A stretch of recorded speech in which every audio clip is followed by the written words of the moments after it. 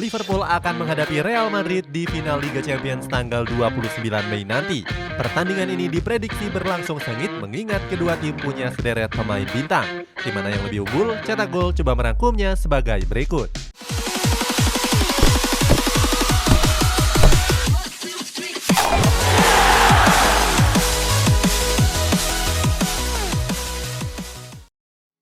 Penjaga gawang. Untuk mengawali ulasan ini ada sektor penjaga gawang yang diisi oleh Alisson Becker dan Thibaut Courtois. Di Liga Champions musim ini, keduanya tampil solid dan meraih 4 clean sheet.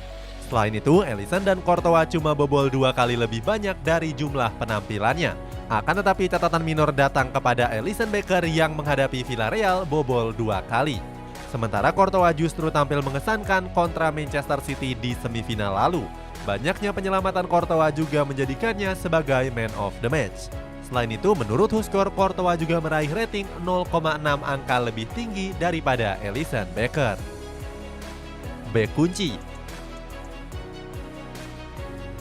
Berikutnya di posisi bek tengah ada pertarungan antara Virgil van Dijk dan David Alaba.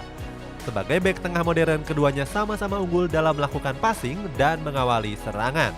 Akan tetapi Van Dijk dan Alaba punya kelebihan dan kekurangannya masing-masing. Van Dijk sendiri unggul dalam duel udara tapi buruk dalam konsentrasi. Sementara itu Alaba justru sebaliknya. Dia unggul dalam konsentrasi tapi buruk dalam duel udara. Hal ini mungkin cukup dimaklumi mengingat tinggi badan dari Alaba 13 cm lebih rendah dari Virgil van Dijk. Gelandang. Selanjutnya di posisi gelandang ada persaingan antara Jordan Henderson dan juga Luka Modric. Di Liga Champions musim ini, Jordan Henderson sebagai kapten Liverpool mencatatkan menit bermain yang lebih sedikit.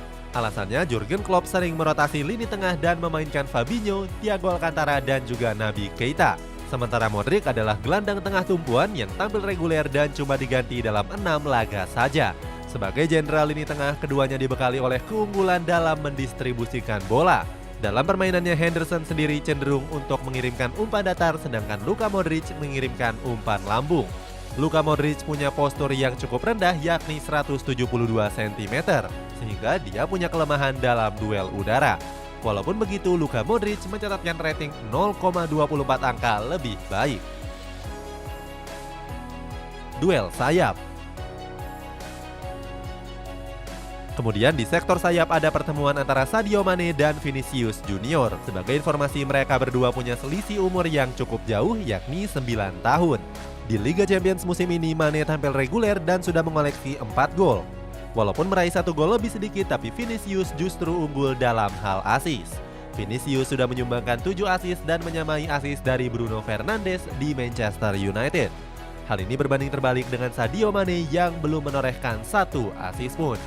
Sementara itu, Mane juga punya kelebihan di mana dia bisa lebih fluid untuk ditempatkan di mana saja. Selain di posisi winger, Sadio Mane juga sering ditempatkan Jurgen Klopp di posisi striker utama. Bomber pencetak gol. Terakhir di posisi striker masing-masing ada peperangan antara Mohamed Salah dan Karim Benzema. Uniknya, walaupun menjadi pencetak gol terbanyak Liverpool, Salah berposisi murni sebagai winger kanan. Akan tetapi Salah berperan sebagai ujung tombak skuad The Reds dalam membombardir gawang lawan. Di Liga Champions musim ini Salah sudah mencetak 8 gol. Akan tetapi Salah sudah absen melesakkan gol sejak leg kedua babak 16 besar menghadapi Inter Milan. Sebaliknya Benzema sudah mencetak 15 gol dan memimpin gelar top skor. Benzema bahkan selalu mencetak gol kecuali di laga grup D kontra Inter Milan dan leg pertama babak 16 besar menghadapi PSG. Itulah head-to-head pemain bintang di final Liga Champions tanggal 29 Mei nanti. Bagaimana pendapatmu? Tim manakah yang menurutmu lebih unggul? Coba tulis di kolom komentar di bawah ini.